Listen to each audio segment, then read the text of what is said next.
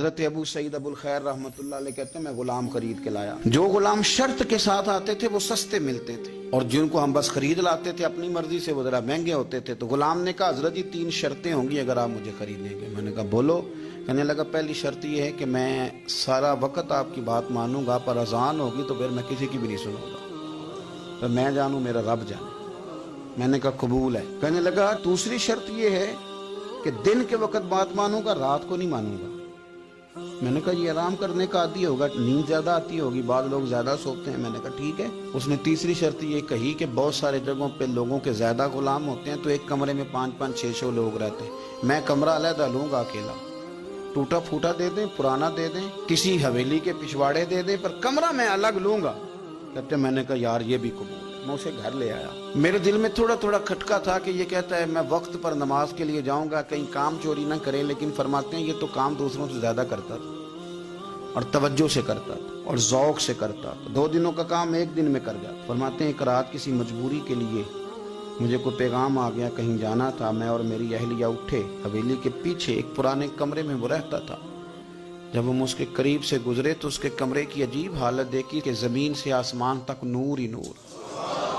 ہم نے جب کان لگا کے سنا تو وہ رو رہا تھا اور کہہ رہا تھا مالک میرے ذمہ نا میرے آقا کے بھی حقوق, اس لیے میں سارا دن تیری عبادت نہیں کر سکتا, صرف رات کو کرتا ہوں.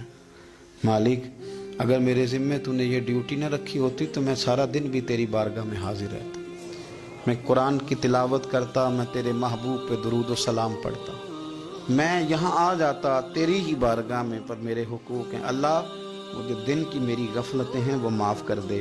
حضرت فرماتے ہیں بڑا ذوق بڑا شوق, ہم نے جہاں جانا تھا گئے نہیں, واپس آ گئے. رات ہم نے اس کو مداخلت کرنا اور تکلیف دینا مناسب نہ جانا. صبح کی نماز کے بعد میں نے طلب کیا اور میں نے اسے بلا کر کے کہا کہ میاں تو آج کے بعد آزاد ہے, ہماری کوئی ذمہ داری تیرے اوپر نہیں, تو سارا دن قرآن شریف پڑھ, درود پاک پڑھ, اپنی مرضی سے چل. کہنے لگا کیوں؟ جلال میں غصے میں بات کرنے, کیا مطلب ہے آپ کا؟ میں محنت کروں گا, کام کروں گا, یہ آپ کیا کہہ رہے ہیں؟ تو فرماتے ہیں میں نے اس سے کہا کہ رات نا ہم نے تیرا منظر دیکھ لیا, تیری دعائیں تیری التجائیں, رب کے ساتھ تیرے رشتہ ہم مطلع ہو گئے. کہتے ہیں ہم نے یہ کہا تو اس نے آسمان کی طرف دیکھا, پھر نظر جھکائی, کہنے لگا مالک تو نے تو راز ہی کھول دیا. یہاں لوگوں کی جعلی کرامت مشہور ہو جائے تو وہ کمائی نہیں کرنی شروع کر دیتے, تویز دھاگے کی دکان نہیں چل جاتی. اللہ تو نے راز ہی کھول دیا, میں تو سراپا مخزن راز تھا, میں رہا تھا مدت و راز میں, یہ تو تیرا شوق کے دید کشاں کشاں مجھے کھینچ لایا مجاز میں. تو نے یہ کیا عجب کیا, مجھ کو بھی فاش کر دیا, میں ہی تو ایک راز تھا سینہ کائنات میں, مالک میرا بھی راز کھول دیا. اور پھر کہنے لگا اللہ یوں نہ کر, تیرے میرے پردے ہیں, ان پردوں کو نہ کھول. یہ لفظ کہے زمین پہ لیٹا, کلمہ پڑا, روح پرواز کر گئی. عرش فرشتے بانگا ملیاں, مکے پہ گئی شور.